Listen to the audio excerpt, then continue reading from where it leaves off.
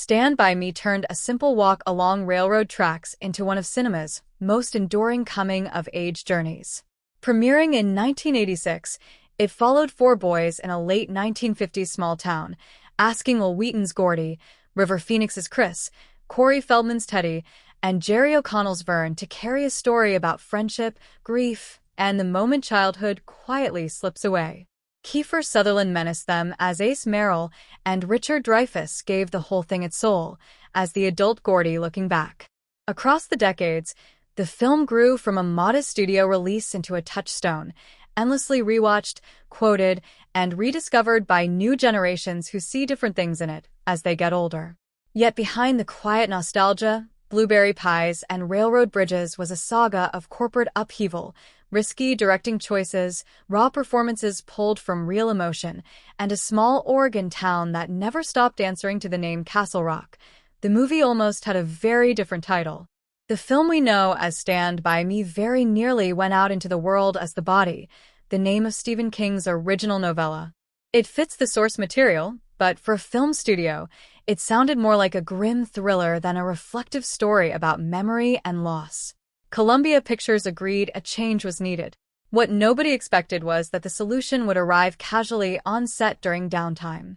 River Phoenix was learning guitar between setups, picking up chords, and improving fast.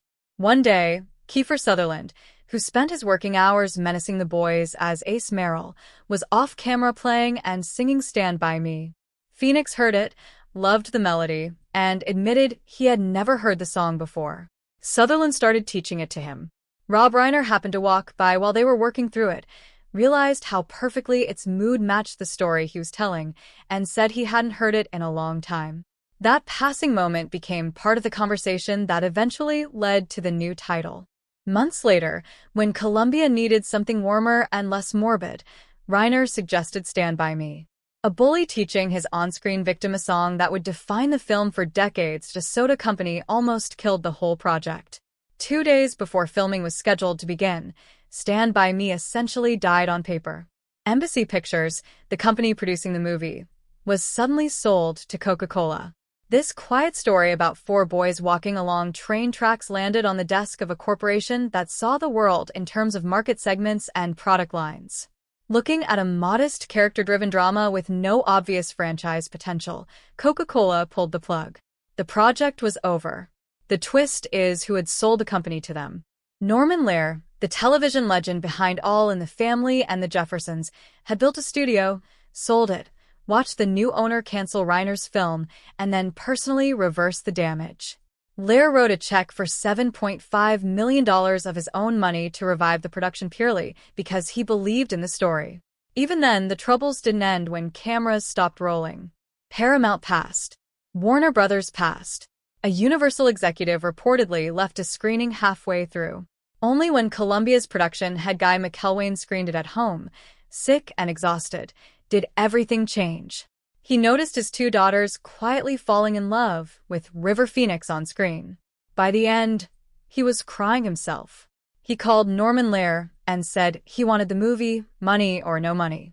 From corporate casualty to classic, all because one veteran producer gambled his own fortune and one studio executive trusted his daughter's taste.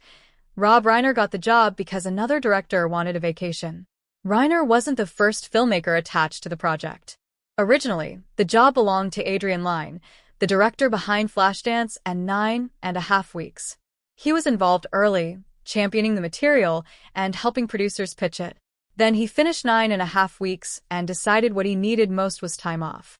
Lyne told the producers he could not start until spring of 1986. The schedule couldn't accommodate that delay, so the producers moved on. Reiner stepped in with a very different resume, 2 sharp comedies that didn't obviously scream definitive Stephen King adaptation. What he brought instead was something personal. He saw himself in Gordy, a boy overshadowed by a more celebrated family member. Growing up as Carl Reiner's son, he knew exactly what it meant to feel invisible next to someone adored by the world. Gordy's grief wasn't abstract. It was familiar. In Lyne's hands, the film might have become more stylized, more sensual, closer to a thriller. In Reiner's, it became something quieter and more deeply felt, The kind of movie that catches viewers off guard late at night and makes them sit through the whole thing without quite meaning to. Stephen King watched his own childhood come back to life. King is best known for nightmares, possessed cars, haunted hotels, and killer clowns. Yet the story that rattled him most was one of his least sensational. The body appeared in his 1982 collection Different Seasons, and King has called it the only nakedly autobiographical story he has ever written. Gordy LaChance was a version of King himself. Chris Chambers was modeled on a real friend. The entire gang was drawn from his own childhood. When Reiner arranged a private screening in 1985, King sat in the dark and watched actors bring those boys back. As the credits rolled, he was visibly shaking and unable to speak. He disappeared for about 15 minutes. When he returned, he told Reiner it was the best film adaptation of his work he had ever seen.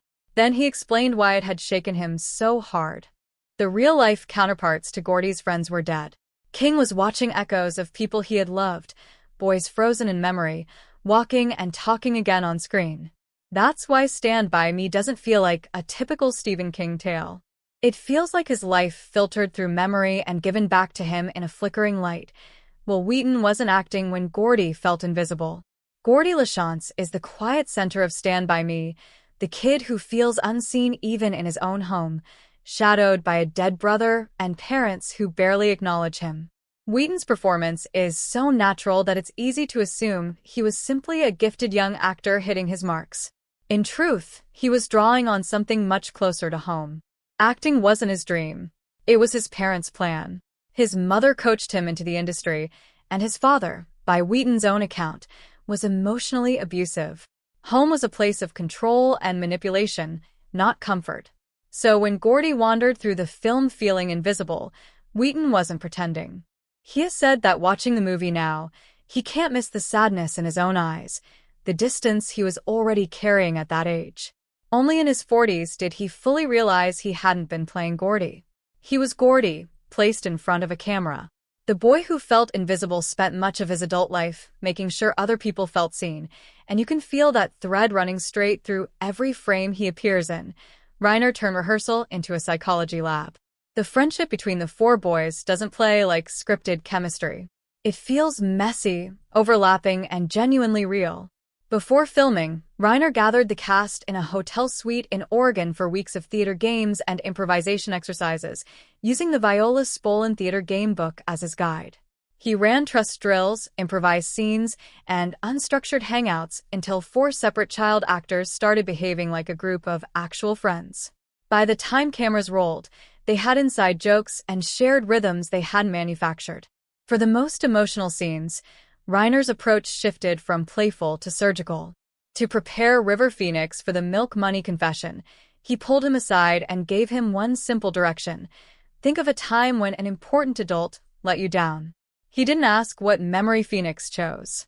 When they shot the scene, Phoenix went somewhere deep, and after Reiner called cut, the crying continued unforced. Reiner stepped in and held him, realizing he had tapped into something beyond performance. That raw, trembling moment is still one of the most affecting in the entire film. Supervision on set was loosely defined, to put it charitably. The movie is about four boys wandering past the edges of adult control, and off-camera that line blurred more than once. Jerry O'Connell, who was 11, tied his babysitter to a banister and snuck off to a nearby fair, which turned out to be a hippie festival with marijuana-laced cookies. He had no idea. The crew found him in a park hours later, crying and overwhelmed. Back at the hotel, pool furniture was arranged deliberately underwater. Wheaton figured out how to rig the lobby arcade machine for free play. River Phoenix covered a car in mud that turned out to belong to Kiefer Sutherland. Corey Feldman would later describe the shoot as a time of dangerous firsts, first exposure to alcohol, to drugs, to cigarettes. The camera caught innocence on the brink. Off-set, that line was already being crossed. Those cigarettes were literally burning salad. On screen, the boys' cigarettes are props in their performance of toughness. Off-screen, Reiner drew a firm line.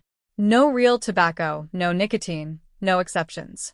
The props department's solution was pragmatic and faintly ridiculous. Every cigarette in the film is packed not with tobacco but with cabbage and lettuce, rolled, lit, and smoked on camera. The cigarettes burn, and the boys drag on them with convincing cool, but according to the cast, the taste was appalling, bitter, grassy, and harsh. Keeping a straight face while inhaling burning vegetables became its own small acting challenge. The set reportedly smelled like overcooked coleslaw for much of the shoot, and the only people who knew the cigarettes weren't real were the ones who had to smoke them.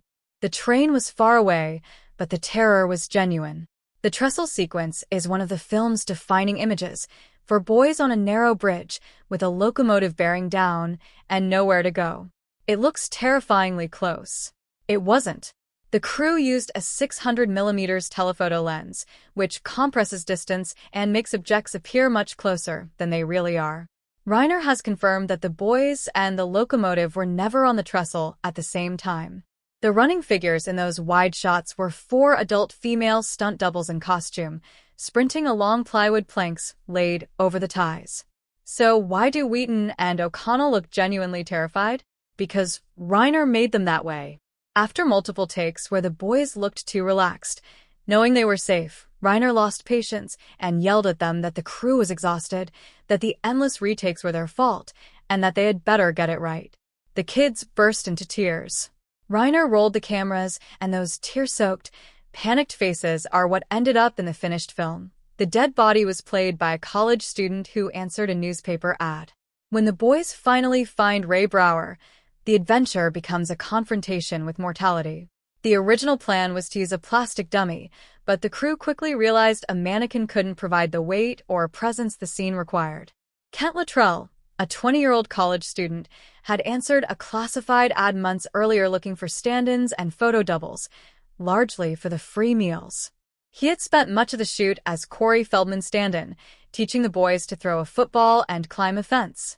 Makeup artist Monty Westmore transformed him into Ray Brower in under 2 hours. His job once in position was brutally simple: lie completely still. One detail Reiner ultimately cut was live black beetles placed in Luttrell's mouth, intended to crawl out on cue. The footage exists, but the scene didn't need it.